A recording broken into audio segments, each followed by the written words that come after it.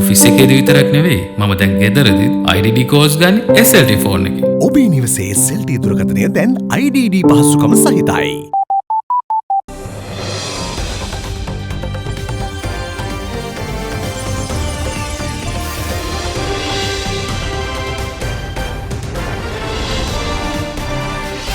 This is Other Verana Prime Time. අයිබන් සියලු සමීක්ෂණ වාර්තා අනුව ලංකාවේ වැඩිම පිරිසක් නරඹන අද දෙන රාත්‍රී ප්‍රධාන ප්‍රවෘත්ති ප්‍රකාශය සමග මම කසුන් සපුමල් දිසානායක. ප්‍රවෘත්ති ආරම්භයට පෙර ශීර්ෂ පාඩම්.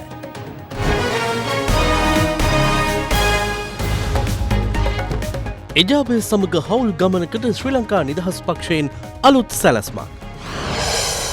පොදුරද මඩලු සමුළුවට ජනපති එක්සත් රාජධානියට. ගමේ ගිය ජනතාවට නැවතෙන්න අමතර බස් සහ දුම්රිය. බස් 5400ක් පමණ ධාවනයට එක් කරලා තිබෙනවා. ගාලු මුහුදෙන් පෞරාණික ප්‍රතිමාවක් හමුවේ. ගල්මල් බලමින් යනකොට තමයි මේක හම්බුනේ මට. අමරිකාවෙන් රුසියාවට අනතුරු ඇඟවීමක්. When our president draws a red line, our president enforces the red line. පොදුරද මඩලු ක්‍රීඩාවලේ පෙරමුණ ඔස්ට්‍රේලියාවට.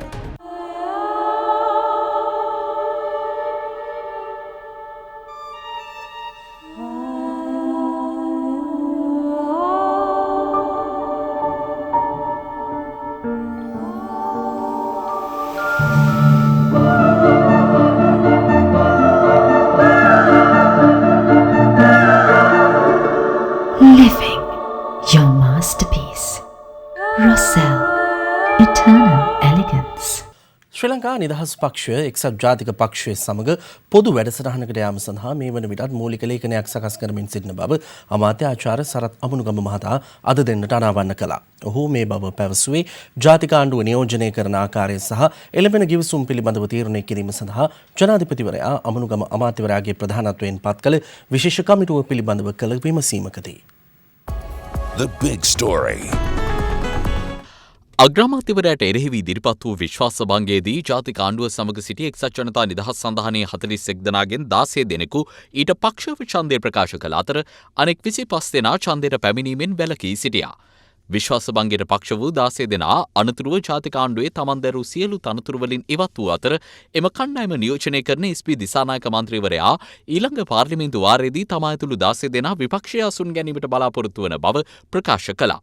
එහෙත් ඉදිරියේදී ජාතික ආණ්ඩුව නියෝජනය කරන ආකාරය සහ එළඹෙන ගිවිසුම් පිළිබඳ තීරණය කිරීම සඳහා ඉකුත් සිකුරාදා ජනාධිපතිවරයා අමාත්‍යාචාර්ය සරත් අමුණුගම් මහතාගේ ප්‍රධානත්වයෙන් කමිටුවක් පත් කළ අතර ඊට මහින්ද අමරවීර, දුමින්ද දිසානායක, රංජිත් සියඹලාපිටිය සහ මහින්ද සමරසිංහ යන අමාත්‍යවරුන් ද ඇතුළත් බව වාර්තා වුණා.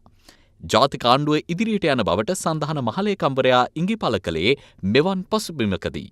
විශ්වාස මංගේ දිනන්න බැරි බව පෙනුණා. ඒක මෙහෙවපු කට්ටියම අපිට ඇවිල්ලා කිව්වා දිනන්න බෑ. නම්බර්ස් නෑ කට්ටිය නෑ. අවසාන දවසෙත් කිව්වා. අපේ ගෙදරදිත් කිව්වා. දැන් ඉතින් කට්ටියක් ඉවත් වෙලා තියෙනවා. අපි මිත්‍රයෝ තමයි.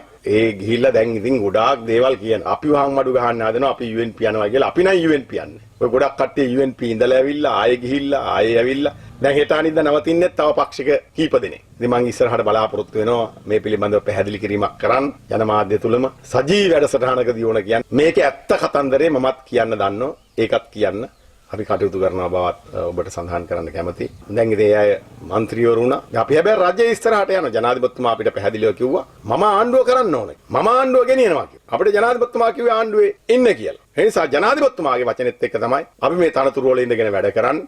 සන්ධාන මහලේකම්වරයා කළ මෙම ප්‍රකාශය පිළිබඳව පසුගියදා ආණ්ඩුවේ තනතුරු වලින් ඉවත් වූ මන්ත්‍රීවරුන් 16 දෙනා දරන ස්ථාවරය අද දෙරණ චන්දිම වීරක්කොඩි මන්ත්‍රීවරයාගෙන් විමසුවා. එතුමා අපේ පක්ෂයේ සන්ධානයේ මහලේකම්තුමා. ඉතින් අපි එතුමාගෙන් කිසිවක් හංගවන්න අදහස් කරන්නේත් නැහැ. එතුමා කිසිවක් අපෙන් ජනතාවගෙන් සංගවයි කියලා අපි බලාපොරොත්තු වෙන්නෙත් නැහැ. සංගවිච්ච දෙයක් තියෙනවා නම් ජනතාවාදී නොවන ජනතාවගෙන් වසන් කරන ඒ සියල්ල ජනතාව ඉදිරිපත් කරන්න අපි කිසිම නොකමැත්තක් නෑ. පස්පුද්දල කමිටුවක් පත් කරලා තිනවා. එතන ඉන්නවා මහජන ඡන්දයෙන් පත් වෙච්ච മന്ത്രിවරු කීප දෙනෙක්ම. ඒ අය අපි විශ්වාස කරනවා ජන විඥානයේ තේරුම් අරගෙන කමිටුවක් හැටියට එතනදී අදහස් ප්‍රකාශ කරගෙන රටේ ජනතාව බලාපොරොත්තු වෙන ජනතාව පෙළ ගැහිලා ඉන්න ශ්‍රී ලංකා නිදහස් පක්ෂය විපක්ෂයේ අසුන් අරගෙන රනිල් වික්‍රමසිංහ මැතිතුමාගේ අගමැති පසුතැවෙන් තියෙන මේ ආණ්ඩුව පළවා හරන වැඩපිළිවෙලට එකතු වන තීරණයට එකඟ වෙයි කියලා අපි විශ්වාස කරනවා. කෙසේ වෙතත් ජනාධිපතිවරයා පත් කළ විශේෂ කමිටුවේ ප්‍රධානී ආචාර්ය සරත් අමුණුගම අමාත්‍යවරයා අද දෙරණ කළ විමසීමකදී සඳහන් කළේ එක්සත් ජාතික පක්ෂය සමග සාකච්ඡා කර පොදු වැඩසටහනකට යාම සඳහා මේ වන විටත් මූලික ලේඛනයක් සකස් කරමින් සිටින බවයි. ඉදිරි මාස 18ක කාලය සඳහා ආණ්ඩුව ඉදිරියට පවත්වාගෙන යා හැකි ආකාරය සම්බන්ධයෙන් එහි යෝජනා ඇතුළත් වන අතර බ්‍රිතාන්‍ය සංචාරය නිමවා ජනාධිපතිවරයා යලි දිවයිනට පැමිණි පසු එය ජනාධිපතිවරයා වෙත බහර දෙන බව අමුණුගම අමාත්‍යවරයා සඳහන් කළා. The big story. Jindal Nature Secrets Body Lotion Midoli Multilac ජාතික ඉතර කිරීමේ බැංකුවේ ස්ට්‍රේ Cecil World. Siapata Finance Prima Kuttumi El Toro Civil Sheets දැන් මෙන්න කාගිල්ස් ෆුඩ් සිටියට පොදු රාජ්‍ය මණ්ඩලයේ රාජ්‍ය නායක සමුළුවට සහභාගී වීම සඳහා ජනාධිපති මෛත්‍රීපාල සිරිසේන මහතා අද ලන්ඩන් නුවර බලා පිටත්ව ගියා. පොදු රාජ්‍ය මණ්ඩලීය සමුළුව හෙට දිනේදී ආරම්භ වනවා.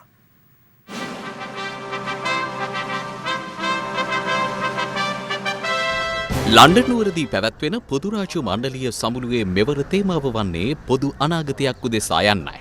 හෙට සිට 20 වන දින දක්වා පැවැත්වෙන රාජ්‍ය නායකයන්ගේ සමුළුවට පොදු රාජ්‍ය මණ්ඩලීය සමාජික රටවල් 53හි රාජ්‍ය නායකින් සහභාගී වීමට නියමිතව තිබෙනවා.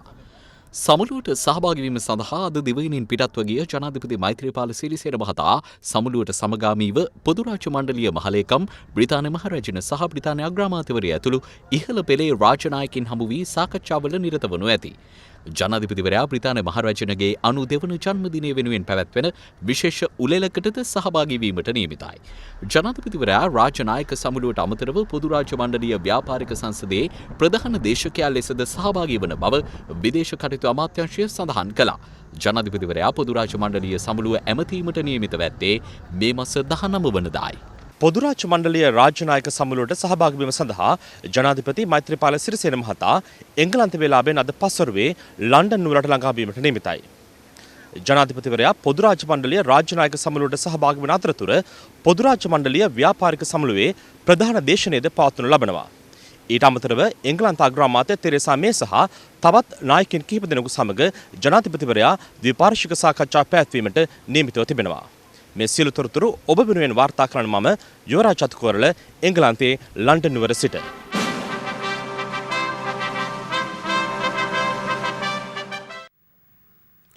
මේ දිනවල අග්‍රාමාත්‍ය රනිල් වික්‍රමසිංහ මහතා දේශපාලන කටයුතු වලින් මදක් බැහැරව නුවරඑළිය ප්‍රදේශයේ විවේකීව කාලය ගත කරනවා. එහිදී ලාංකීය සංචාරක හෝටලයක කාර්ය මණ්ඩලය ලෝක වාර්තාවක් පිහිටුවීමට ගත් උත්සාහයක් අග්‍රාමාත්‍යවරයාගේ නිරීක්ෂණයට ලක් වුණා. නුවරඑළියේ පිහිටි සංචාරක හෝටලයක් ලොව දිගම අර්තාපල් කේක් ගෙඩිය නිර්මාණය කිරීමේ උත්සාහයක නිරත වුණා. දිග මීටර 111කින් සමන්විත කේක් ගෙඩිය කිලෝග්‍රෑම් 380ක බරින් යුක්තයි. අග්‍රාමාත්‍යවරයා කඩුවක ආධාරයෙන් කේක් ගෙඩිය කපනු ලැබුවා.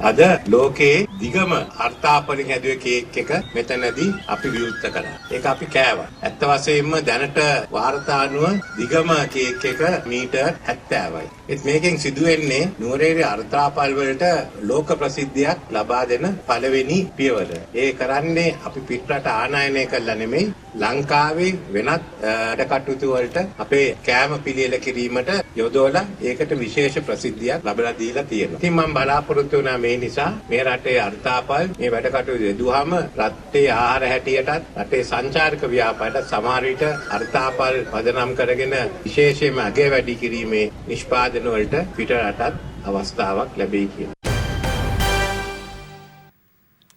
ශ්‍රී ලංකා පොදු ජන පෙරමුණ මීළඟ ආණ්ඩුව පිහිටුවන බව එක්සත් ජනතා නිදහස් සන්ධාන පාර්ලිමේන්තු මන්ත්‍රී කුමාර වෙල්ගම මහතා පවසනවා.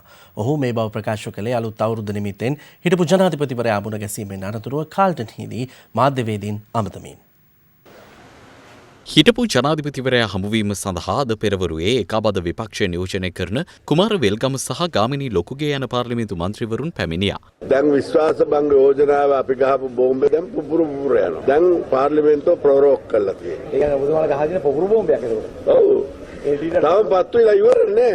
ඊළඟ පාර්ලිමේන්තුවේදී විපක්ෂයට එකතු වෙනවා හිටපු මැති ඇමතුරු ගණනාව. ඉතින් ඒක තමයි අපිට ඕන කරලා දේ අපේ ජයග්‍රහණය. අපි කෙලින්ම පොහොට්ටු යටද ආණ්ඩුවක් පිටවන්නේ. හවුල් වෙලා ආණ්ඩුව පිටවන්නේ නැහැ. දැන් මේ පාර මොකද පාර්ලිමේන්තුවේ කල්ලා තියෙනවද? හිතන්නේ බය වුණානේ. දැන් 16ක් මේ පැත්තට එනවනේ. ඇවිල්ලා ඉඳ ගන්නවනේ. ඊට පස්සේ ලොකු පෙරලියක් වෙයි කියලා මේගොල්ලන් ටිකක් බය වෙලා තමයි මේ කල් ගන්න තමයි මේ මැයි 8 වෙනකන් කල්ට. දැන් ඉදිරියේ මොනව වේද සාමාන්‍ය ඒකාබද්ධ විපක්ෂයට? ඒකාබද්ධ විපක්ෂයට සුපිරි වැඩි කාලයක් යන ඉස්සෙල්ලා මේ ආණ්ඩුව වැටෙන එක වැටෙනවාමයි. ඒ කියන්නේ ඔතමාල් කියන්නේ පොහොට්ටුවට සාමාන්‍ය ආණ්ඩුවක් පිටවන්න පුළුවන් යනාදී. නැත්තුව පොහොට්ටුව නැත්තම් කොහොමද පිටවන්නේ? මේ පොහොට්ටුව තමයි ඊළඟ ආණ්ඩුව පිටවන්නේ කියන එක මම බය නැතුව කියනවා. ඒ කියන්නේ 2019 අවුරුද්ද සාර්ථක අවුරුද්දක් වෙන්න පුළුවන්. සාර්ථක අවුරුද්දක් වෙනවා. අපි මහින්ද රාජපක්ෂ මහත්තයා මේ රටේ ප්‍රධානීය හැටියට අපි ගේනවා කියන එක බොහොම විශ්වාසයෙන් මම කියනවා. ඉන් අනතුරුව හිටපු ජනාධිපතිවරයා හමුවීමට කාල්ට නිවස වෙත පැමිණියේ රජයේ වෛද්‍ය පීඨ ශිෂ්‍ය දෙමාපිය සංගමේ දෙමාපියන් පිරිසක්.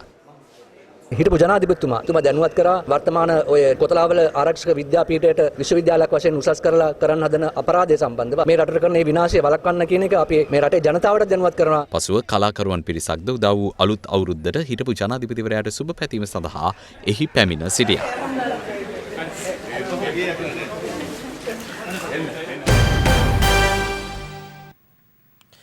සිංහල දෙමළ අලුත් අවුරුද්ද වෙනුවෙන් ගම්බිම් බලා පිටත්වගේ ජනතාවට යළි කොළඹට පැමිණීම සඳහා විශේෂ ප්‍රවාහන සේවාවක් අද සිට ක්‍රියාත්මක වනවා.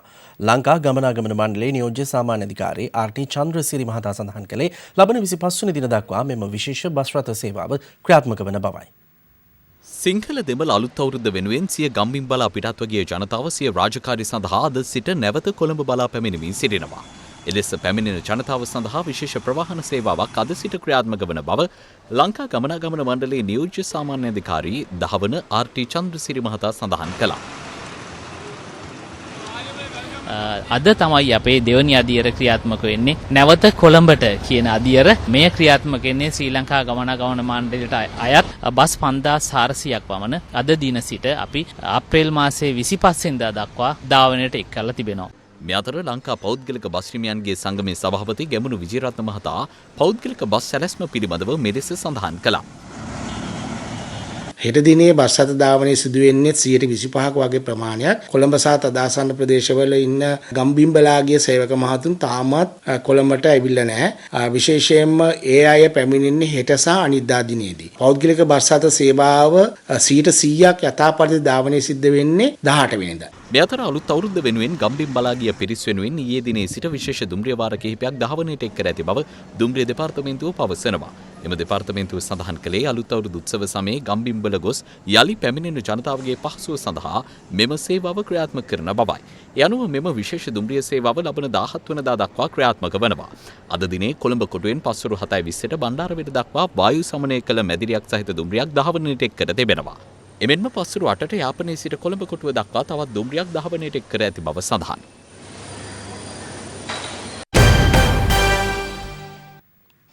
දෙරණ බදුලුපුර සූර්ය මංගල්‍යය අද බදුල්ලේදී පැවැත්වුණා. සූර්ය මංගල්‍යයේ සාම්ප්‍රදායික ජන ක්‍රීඩා රැසකින් මෙන්ම දැවැන්ත සංගීත ප්‍රසංගයකින්ද සමන්විතයි. මුළු රටම අලුත් අවුරුද්ද උත්සවශ්‍රීයෙන් සමරද්දී දෙරණ අපේ බක්මහා උළෙල. දෙරණ ඩයලොග් 4G බදුලුපුර සූරමංගලයේ 2018 අද දවසේදී බදුල්ල පාපන්දු ක්‍රීඩාංගණය කේන්ද්‍ර කරගනිමින් විශාල ජනතාවගේ සහභාගීත්වයෙන් අති උත්කර්ෂවත් අයුරින් පැවැත්වුණා. දෙරණ මාධ්‍යචාලය ඩයලොග් ආයතනය හරින් ප්‍රනාන්දු පදනම බදුල්ල දිස්ත්‍රික් ලේකම් කාර්යාලය සහ බදුල්ල ප්‍රාදේශීය ලේකම් කාර්යාලය එක්ව සංවිධානය කළ දෙරණ ඩයලොග් 4G බදුලුපුර සූර්ය මංගල්‍යය අද උදැසන 8ට බදුල්ල පාපන්දු ක්‍රීඩාංගණයේදී ආරම්භ කෙරුණා. සූර්ය මංගල්‍යයේ සමාරම්භය සනිටුහන් කරමින් හරින් ප්‍රනාන්දු අමාත්‍යවරයාගේ ආරම්භක සංඥාව යටතේ පිරිමි සහ කාන්තා මැරතන් ධාවන තරඟ ආරම්භ කෙරුණා. අපි තරඟය ආරම්භ කරමු. කාන්තා හා පිරිමි තරඟකරුවන් සහභාගී වූ පාපැදි තරඟද ඉන් අනතුරුව පැවැත්වුණා. තරඟය ආරම්භ වුණා. බලමු මේ තරඟකරුවන් අතරින් අනිවාර්යයෙන්ම ජයග්‍රහණය හිමි කරගන්නේ කවුද කියලා. අමාත්‍ය හරින් ප්‍රනාන්දු දෙරණ මාධ්‍යචාලයේ ශ්‍රේෂ්ඨ නිලධාරීන් මෙන්ම ඩයලොග් ආයතනයේ නිලධාරීන්ගේද සහභාගීත්වයෙන් බදුලුපුර සූර්ය මංගල්‍යය ඉන් අනතුරුව නිල වශයෙන් ආරම්භ කෙරුණා. දෙරණ ඩයලොග් 4G බදුලුපුර සූර්ය මංගල්‍යයේ සමාරම්භය නිල වශයෙන් සනිටුහන් කරන්නටයි මේ උත්සාහ කරන්නේ. ලංකාවේ අංක එකේ නාලිකාවක් ටීවී දෙරණ හැම ඇතකින්ම දක්ෂයි. ඉතින් අපි ගොඩක් සතුටු වෙනවා බදුල්ල දෙරණට කිට්ටුයි. ඒ නිසා ලක් දෙරණේ දෙරණ අපිට ලොකු ශක්තියක් අද බදුල්ලට. අපි අවුරුද්දකට සැරයක් ප්‍රධාන අවුරුදු උත්සවය අපි ලංකාවේ එක පළාතක පවත්වනවා. මේ අවස්ථාව අපි පවත්වන්නේ බදුල්ල පුරවරේ. බදුල්ල අපේ විශාල ප්‍රේක්ෂක සංඛ්‍යාවක් සහ FM දෙරණේ විශාල ශ්‍රාවක සංඛ්‍යාවක් සිටින ප්‍රදේශයක්. අනතුරුව සිංහල අවුරුදු ක්‍රීඩා රැසකින් බදුළුපුර සූර්ය මංගල්‍යය වර්ණවත් වුණා. කොට්ටාපුර තරඟ ජාතික මට්ටමට ඇවිල්ලා ජාත්‍යන්තර මට්ටමට ගියොත් මේ ක්‍රීඩකයින් මොනතරම් දක්ෂතාවයන් පෙන්වයිද?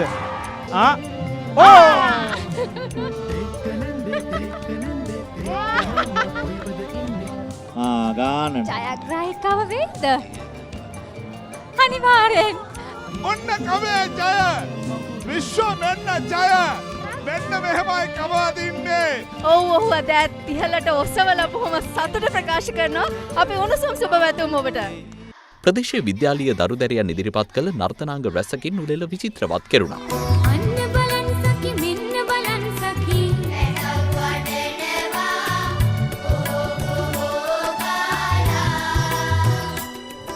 අද රාත්‍රියේදී දැවැන්ත සංගීත ප්‍රසංගයකින්ද සූර්ය මංගල්‍යය හැඩවෙනවා. මේ දැවන්ත වේදිකාව තුළ අද රාත්‍රියේදී සන්ෆ්ලවර් සංගීතයෙන් හැඩගැන්වෙන දැවන්ත සංගීත ප්‍රසංගයකුත් සූදානම් කරලා තියෙනවා. ඉතින් බදුල්ල කෙනෙක් නම් අපි ආරාධනා කරනවා ඔබට එන්න මේ දැවන්ත ප්‍රාසංගික අත්දැකීම විඳ ගන්න. ඒ වගේම රාත්‍රී 10:30 ඉඳන් ටීවී දෙරණ ඔස්සේ අපි සූදානම්ින් ඉන්නවා මේ තොරතුරු සජීවීව ඔබ වෙත ගෙන එන්න. දෙමළ දේශපාලන පක්ෂ ඉදිරියට පැමිණීම වැළැක්වීමට එක්සත් ජාතික පක්ෂය සූක්ෂමව කටයුතු කරන බවට ජාතික සහජීවනයේ සංවාද හා රාජ්‍ය භාෂා අමාත්‍ය මනෝ ගණේෂන් මහතා චෝදනා කරනවා. යාපනයේ අද පැවති මාධ්‍ය හමුවකට එක්වෙමින් ඔහු මේ අදහස් පළ කළා. බලමාන්‍ය தமிழ் தலைவர்கள் බලගතු දෙමළ දේශපාලන නායකයින් වගේම පක්ෂවලට ස්වාධීනව ඉදිරියට පැමිණීම ගැන එක්සත් ජාතික පක්ෂය සැලකිලිමත්ව ඉන්නේ. එහෙම දේශපාලන පක්ෂ ඉදිරියට පැමිණියොත් ඔවුන් එක්සත් ජාතික පක්ෂයට සහාය පළ කළ යුතුයි කියන තැන ඉන්නේ. මම හිතන්නේ ඒක එයාලගේ උපායක් කියලා. ඒ වගේම මම කියනවා 21 වන ආණ්ඩුක්‍රම ව්‍යවස්ථා සංශෝධනයේ විදිහට දෙමළ භාෂාව පාලන භාෂාවක් බවට පත් කරගන්න මන්ත්‍රී යෝජනාවක් ගේන්නයි ඉන්නේ. ඒ වගේම දෙමළ ජනතාවගේ අනාගතය වෙනුවෙන් ආර් සම්බන්ධන් වගේම විග්නේශ්වරන් එක්ව සාකච්ඡා කළ යුතුයි. වගතු කොள்ள வேண்டும். එක්සත් ජාතික පක්ෂයේ ප්‍රතිසංවිධානය පසුගිය දිනවල දේශපාලන කරළියේ ප්‍රමුඛතම මාතෘකාවක් බවට පත් වුණා. අද මොකදුනේ විශේෂාංගයෙන් මේ පිළිබඳව කතා බහ කිරීමට එක්වන්නේ එක්සත් ජාතික පක්ෂ පාර්ලිමේන්තු මන්ත්‍රී මුජිබ් රහමාන්. මොකදුනේ විශේෂාංගය සඳහා අද දවසේදී අපි සම්බන්ධ කරගන්නේ එක්සත් ජාතික පක්ෂයේ පාර්ලිමේන්තු මන්ත්‍රී මුජිබ් රහමාන් මහත්මයා. ආයුබෝවන් ඔබතුමාට. ආයුබෝවන්. ඔබතුමා සන්දානයේ ඇමතිවරු 6 දෙනෙක්ට විරුද්ධව විශ්වාසභංග යෝජනාවක් බාර දුන්නා. මොකද වුනේ? නෑ ඒකෙදි අගමැතිතුමා අපිට දන්වා සිටියා 16 දෙනාටම එක විශ්වාසභංග යෝජනාවක් බාර දෙන්න ලෑස්ති කරගෙන යනවා. ඒ හින්දා මේක පුළුවන් නම් අස් කරගන්න කියලා. හැබැයි විශ්වාසභංග යෝජනාවට අත්සන් කරලා ඡන්දය ලබා නොදෙන අමාත්‍යවරුන් සම්බන්ධයෙන් කිසිම ක්‍රියාමාර්ගයක් ගන්නෙ නෑ. අපිට අවම අලාභයනේ ඒගොල්ලෝ කරේ. එන්නේ නැතුව ඉන්න එකේ කළෙත් අපිට උදව්වා. දැන් සන්දානෙන් මෙතරම් කෙනෙහිලිකම් වෙද්දි ඇයි තවමත් පවුල් ආණ්ඩුවම තියාගෙන යන්නේ? ශ්‍රී ලංකා නිදහස් පක්ෂයේ මේ ආණ්ඩුවෙන් අයින් වෙන තීන්දුවක් ගත්තොත් අපිට තනි ආණ්ඩුවකට යන්නේක පසුතාවයක් නෙමෙයි. එක්සත් ජාතික පක්ෂයේ മന്ത്രിවරු අමාත්‍යවරු 26 දෙනෙක් වෙනම පිලක් හැදිලා හිටියේ නැද්ද විශ්වාසභංගයට පක්ෂව ඡන්දය දෙන්න? ඒව හුඟක් දුරට ප්‍රචාරය කරේ සන්දානයේ උදවිය තමයි. හැබැයි රංගේ බණ්ඩාර අමාත්‍යවරයා සඳහන් කරා ප්‍රසිද්ධියේම 26 දෙනෙක් ඉන්නවා කියලා ඔහුත් සමග. එතුමා තමයි කියන්නේ කවුද 26 කියලා. මතවාද තිබුණා. ඒව නැතුව නෙමෙයි ඒක ඕනම පක්ෂයක තියෙන දෙයක්. ඔබතුමාලා නිරන්තරයෙන් ආණ්ඩුව තුළ කියන කාරණයක් තමයි විද්‍යාත්මක පදනමක් මත මේ අමාත්‍යාංශ අමාත්‍ය දුර ලබා දෙනවා කියන කාරණේ මෙවර කැබිනට් සංශෝධනය සම්බන්ධයෙන්. ඇයි මෙච්චර කාලයක් හරියට විද්‍යාත්මකව මේක බෙදා ගන්න බැරි වුණේ? අපිටත් ඒ ප්‍රශ්නේ පන නැගෙන අවුරුදු දෙකමාරක් තුලයි මේක විද්‍යාත්මකව මේක බෙදුවේ නැත්තේ කියලා. හැබැයි අග්‍ර අමාත්‍යවරයාගේ මැදිහත් වීමෙන් තමයි ගොඩක් වෙලාවට මේ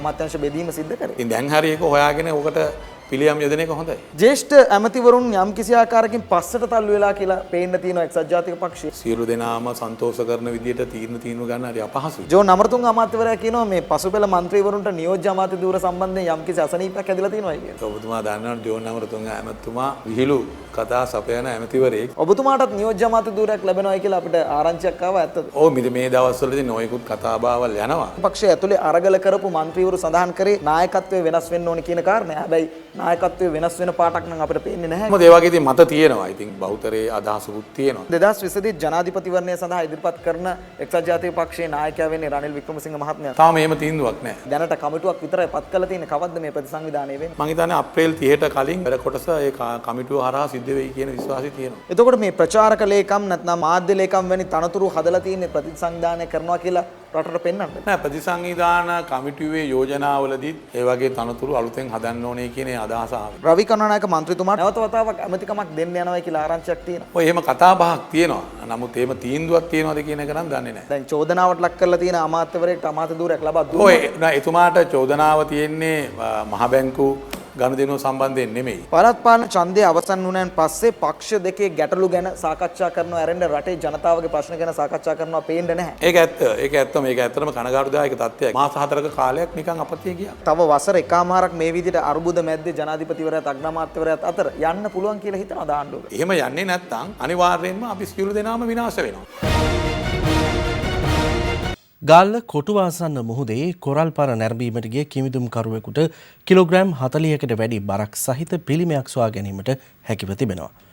පිළිමය මේ වන විට ගාල්ල කොටුව තුල පිහිටි සුධර්මාලා විහාරස්ථානයේ තැන්පත් කර ඇති බවයි වාර්තා වන්නේ. ගාල්ල කොටුව අසන්න මුහුදේ කොරල් පර නැරඹීමට නිතර පැමිණෙන කිමිදුම්කරුවෙකුට සහ ඔහුගේ මිතුරාට මෙම පිළිමය හමුව තිබෙනවා. යනුවොන් දෙදෙනා මෙම පිළිමය වෙරළ වෙත ගෙනවිත් ඇති අතර පිළිමේ ගාල්ල කොටුව තුල පිහිටි සුධර්මාලය විහාරස්ථානයට ගෙනවිත් එහි නායක හිමියන් වෙත බහර දී ඇති බවයි අප වාර්තාකරු සඳහන් කළේ. අවුරුදු දවස් මම ආවා අප්‍රේල් 14 කොටුවේ නාන්න ගල්මල් බලමින් යනකොට තමයි මේක හම්බුනේ මට. මමත් යාළුවක් පීනගෙන යනකොට තමයි මේක දැක්කේ. දැකලා අපි දෙන්න පොඩක් බය වෙලා ආපහු වලට ඇවිත් දෙවනි පාර ගිහලා තමයි මේක අරන් ආවේ. වතුරේදී බර අඩු නාට ගොඩට එනකොට සෑහෙන බරක් තුණා මේකේ. හරි උස්සන්න අමාරුයි. පොලිසියට දැනුම් දුන්නා 119 ගහලා.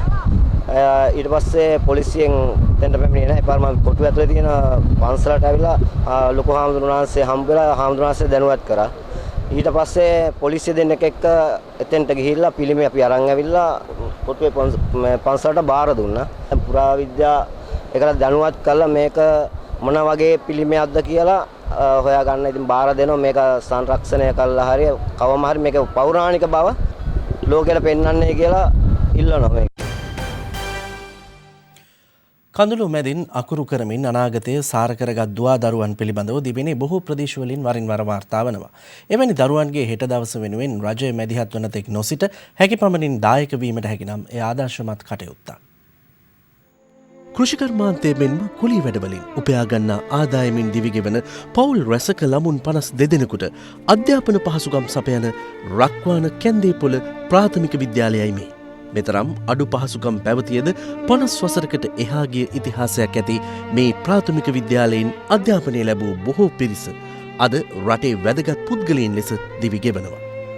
මේ විද්‍යාලයේ සිසු දරුවන් වෙනුවෙන් කරුණාබර සිතක් පහළ වූ එංගලන්තයේ ශ්‍රී ලාංකික එකතුව පසුගියදා ශ්‍රී ලංකාවට පැමිණ විද්‍යාලයේ සිසු දරුදැරියන් මුණ ගැසුණා. දිනකට කිලෝමීටර 2කට එහා දුරක සිට පාසලට පැමිණෙන ඇතැම් දරුවන් වසර කිහිපයකින් සපත්තු යුගලක්වත් පැළඳ නැහැ. මේ පිළිබඳව මනාව අවබෝධ කරගත් ලන්ඩනයේ සිටින ලක්මවට හිතැති පිරිස් මේ දරුවන්ට අධ්‍යාපන කටයුතු වෙනුවෙන් අවැසි දෑ බෙදා දෙනු ලැබුවා. අපිට බෑග් සපත්තු දුන්නට බොහොම ස්තුතියි. හිතට ධෛර්යමත් වෙන්න පුළුවන් අවස්ථාවක්. අප පාසලට දුන්නු බලාපොරොත්තු සහ මේ තෑගි වලට අපි ගොඩාක් ස්තුති වෙනවා. දැන් තවත් පුවත් කිහිපයක් කෙටියෙන්. පවතින අධික වර්ෂාව හේතුවෙන් උඩවලව ජලාශයේ බාන්දුරටු පහම අද පෙරවරුවේ අඟල් 6 බැගින් විවෘත කෙරුණා. කෑගල්ල බෙරකල ගම්මානය හරහා ඊයේ සවස වර්ෂාවත් සමග ඇති වූ දැඩි සුළං තත්ත්වය හේතුවෙන් නිවාස 16කට පමණ හානි සිදු වී තිබෙනවා. කුඩාවැල්ල වැලිගෙඩිය ප්‍රදේශයේ විවාහක පුද්ගලයෙකු සිය බිරිඳ ඝාතනය කර ඔහුද පාළු නිවසකදී සියදිවි නසාගෙන තිබෙනවා. අද දෙරණ වාර්තාකරු සඳහන් කළේ මෙම දෙපළට අවුරුදු 3මාරක් වයස ඇති දරුවෙකුද සිටින බවයි. ඇල්පිටිය කැටැන්දොල ප්‍රදේශයේදී එකම පවුලේ සහෝදරින් දෙදෙනෙකු ගමන්ගත් යතුරුපැදියක් ඉදිරියෙන් පැමිණි මෝටර් රථයක ගැටීමෙන් සිදුවන අතුරින් 17 හැවිරිදි වැඩිමල් සොහොයුරා එම ස්ථානයේදීම මිය ගොස් තිබෙනවා. 13 හැවිරිදි අනෙක් සහෝදරයාද මේ වන විට බරපතල තුවාල ලබා රෝහල්ගත කර ඇති බවයි අද දෙරණ වාර්තාකරු සඳහන් කළේ. බණ්ඩාරගම වැල්මිල්ල ජයමාවත රුවනකර ක්‍රීඩා සමාජයේ ප්‍රථම වාරට සංවිධානය කළ බක්මහුලල අද දවස පුරා පැවැත්වුණා. මෙහි විශේෂත්වය වන්නේ තරඟ බොහෝමයක් බෙල්ලායේ පැවැත්වීමයි.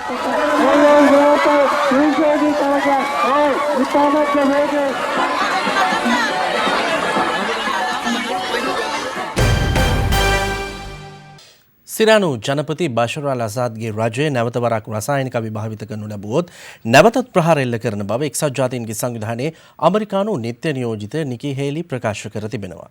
එක්සත් ජාතීන්ගේ ආරක්ෂක කවුන්සිලයේ කැඳවා තිබූ හදිසි රැස්වීමේදී රුසියානු නියෝජිතවරයා සමග උණුසුම් වාදයකට එක්වෙමින් ඇමේ බව ප්‍රකාශ කළා. සිරියානු රජය රසායනිකාව භාවිත කර සිවිල් ජනතාවට පහර දෙන බවට ප්‍රකාශ කරමින් අමරිකාව ප්‍රමුඛ ප්‍රංශය සහ එංගලන්තය ඊයේ සිරියාවේ රසායනිකාව ඇතැයි සැක කරන නගර කිහිපයකට ප්‍රහාර එල්ල කරනු ලැබුවා. අමරිකාව ප්‍රමුඛ බටහිර සන්ධාන එල්ල කළ ගුවන් ප්‍රහාරයෙන් පසුව විනාශ වූ සිරියාවේ නගර දැක්ුණේ මේ ආකාරයෙන්.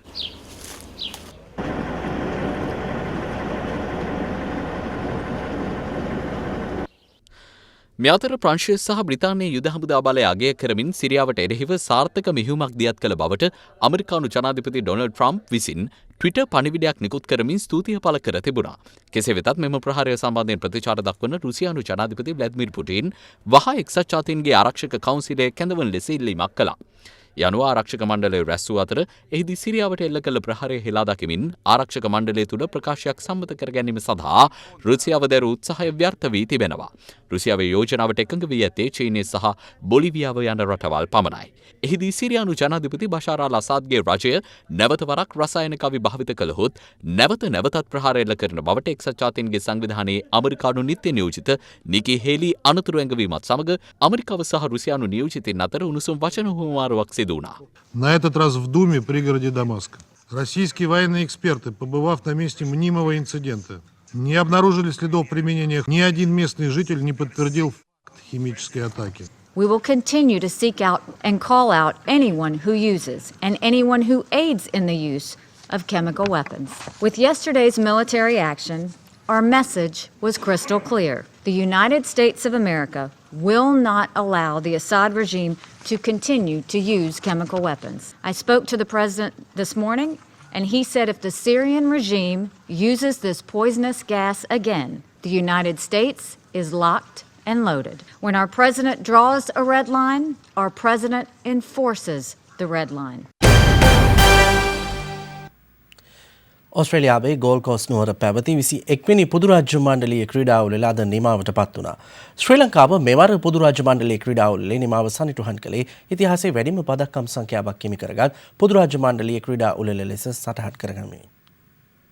මෙවර පොදු රාජ්‍ය මණ්ඩලීය ක්‍රීඩා උළෙල සඳහා ශ්‍රී ලංකාව නියෝජනය කරමින් චින්තන ගීතාල්ගේ නායකත්වයෙන් යුත් 80 දෙනෙකුගේ කණ්ඩායමක් සහභාගී වුණා.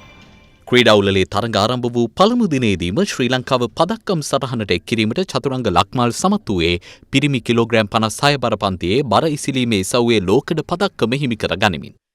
එදිනම කාන්තා කිලෝග්‍රෑම් 48 බර පන්තියේ බර ඉසිලීමේ ඉසව්වට සහභාගී වූ දිනෝෂා ගෝමස් එම ඉසව්වේ ලෝකඩ පදක්කම හිමි කර ගනිමින් ශ්‍රී ලංකාවේ පදක්කම් ගොන්න තවත් ශක්තිමත් කළා. මෙවර ශ්‍රී ලංකාව වෙනුවෙන් ඉහළම දක්ෂතාවය දැක් වූ ඉන්දික දිසානායක පිරිමි කිලෝග්‍රෑම් 69 බර පන්තියේ බර ඉසිලීමේ ඉසව්වෙන් රිදී පදක්කම හිමි කරගත්තේ ක්‍රීඩා උළෙලේ තරඟ පැවති දෙවන දිනේදී. බර ඉසිලීමේ ක්‍රීඩක ක්‍රීඩිකාවන් ශ්‍රී ලංකාව වෙනුවෙන් පදක්කම් 3ක් හිමි කර දීමෙන් පසු බොක්සිං ක්‍රීඩක ක්‍රීඩිකාවන්ද ශ්‍රී ලංකාවට තවත් පදක්කම් 3ක් හිමි කර දුන්නා. එහිදී ශ්‍රී ලංකා බොක්සිං ඉතිහාසය වෙනස් කරමින් අනුෂා කොඩිතුවක්කු කිලෝග්‍රෑම් 45-48 බර පන්තියේ බොක්සිං ඉසව්වෙන් ලෝකඩ පදක්කමක් හිමි කරගත්තේ පොදු රාජ්‍ය මණ්ඩලීය ක්‍රීඩා උළෙලකදී පදක්කමක් හිමි කරගත් පළමු බොක්සිං ක්‍රීඩිකාව බවට පත්වෙමින්. අනතුරුව තිවංක රණසිංහ පිරිමි කිලෝග්‍රෑම් 46-49 බර පන්තියේ බොක්සිං ඉසව්වෙන් ලෝකඩ පදක්කමක් හිමි කරගත්තා. මෙවර පොදු රාජ්‍ය මණ්ඩලීය ක්‍රීඩා උළෙලේදී ශ්‍රී ලංකාවට හිමි වූ අවසන් පදක්කම ලෙස සටහන් වූයේ පිරිමි කිලෝග්‍රෑම් 52 බර පන්තියේ බොක්සිං ඉසව්වෙන් ඉෂාන් බණ්ඩාර හිමි කරගත් ලෝකඩ පදක්කමයි. ඒ අනුව ශ්‍රී ලංකාවේ ක්‍රීඩී පදක්කමක් සහ ලෝකඩ පදක්කම් 5ක් හිමි කර ගනිමින් රටවල් 71ක් අතරින් පදක්කම් සටහනේ 31 වෙනි ස්ථානයට පත් වුණා. මෙවර පොදු රාජ්‍ය මණ්ඩලීය ක්‍රීඩා උළෙලේ වැඩිම පදක්කම් ප්‍රමාණයක් හිමි කර ගනිමින් පදක්කම් සටහනේ ප්‍රථම ස්ථානය සත්කාරක ඕස්ට්‍රේලියාව හිමි කරගත් අතර එංගලන්තයේ දෙවන ස්ථානයත් ඉන්දියාව තෙවන ස්ථානයක් හිමි කරගත්තා. මේ අතර ගෝල්ඩ් කෝස්ට් නුවර කරාරා ක්‍රීඩාංගණයේ අද පැවති උත්කර්ෂවත් සමාප්ති උත්සවයෙන් පසු 21 වන පොදු රාජ්‍ය මණ්ඩලීය ක්‍රීඩා උළෙල නිල වශයෙන් නිමා වුණා.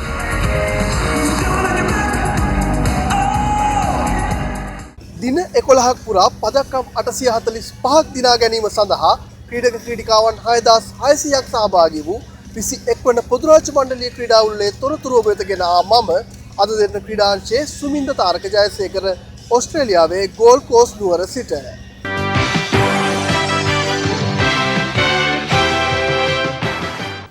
සමගින් අපගේ ප්‍රධාන ප්‍රවෘත්ති විකාශය නිමාවට පත්වනවා. අද දෙන්න 24/7 නාලිකාවෙන් අපගේ ඉංග්‍රීසි පුවත් විකාශය රාත්‍රී 9ට බලාපොරොත්තු වන්න. සුබ රාත්‍රියක්.